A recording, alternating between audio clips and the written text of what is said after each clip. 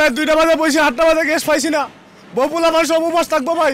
রাতে চুরে না হাইতে ধরবো, এটা নিরাপত্তি বলে তা আমাদের দাবি 24 ঘন্টা গ্যাস দোক।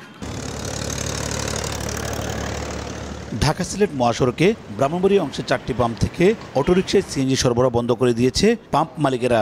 এতে গ্যাস নিতে এসে চরম দুর্ভোগে পড়েন চালকরা। খাটিয়াতা হাইওয়ে পুলিশের ভারপ্রাপ্ত কর্মকর্তা আশিস কুমার সান্যালের সই করা চিঠিতে দিনের বেলায় অটোরিকশায় গ্যাস সরবরাহ বন্ধ রাখার নির্দেশ দেওয়া হয়। যানজট ও দুর্ঘটনার ঝুঁকি কমাতে রাত 11টা থেকে সকাল 8টা পর্যন্ত গ্যাস সরবরাহ করতে বলা হয় চিঠিতে। নির্দেশনা অমান্য করলে আইনি ব্যবস্থার কথাও বলা হয় চিঠিতে। 11টার পরে যদি ড্রাইভারগুলো সিএনজি ড্রাইভারগুলো যদি গ্যাস নেয় তাহলে সারা জেগে থেকে দিনের বেলা গ্যাস গাড়ি চালানোর জন্য ওদের জন্য অসুবিধা হয়। রাত্রে গ্যাস নিবে, সারাদিন গ্যাস নিবে না, এই নির্দেশনা আমরা এখন পালন করতেছি।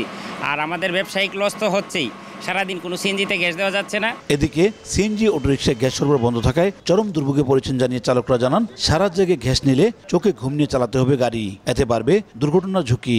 এখন জন্ম সনদ দিয়ে খোলো বিকাশ স্টুডেন্ট অ্যাকাউন্ট। নিজের বিকাশ নিজে কর। রাত 2টা বাজে বসে 8টা বাজে গ্যাস পাইছি না। বহুলা মানুষ উপবাস থাকবো ভাই। গাড়ি লয়ে যদি গ্যাস না পাই তো গাড়ি চালামু করতে গে, গরিবের পেটে হাউন যাবে করতে গে। আমাদের দাবি 24 ঘন্টা গ্যাস দোক। ব্রাহ্মণবাড়িয়ার গ্যাস আমাদের দাবি বেশি।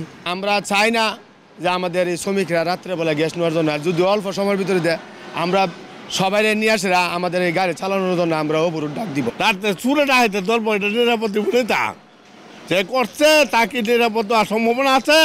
যানজট নিরসনে হাইওয়ে পুলিশ সুপারের নির্দেশে এই চিঠি, বলছেন খাটিয়াতা হাইওয়ে থানার পুলিশ।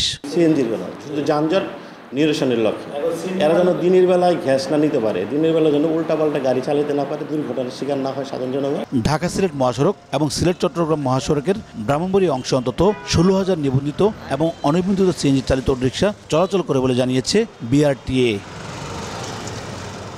উজ্জ্বল চক্রবর্তী, সময় সংবাদ, ব্রাহ্মণবাড়িয়া।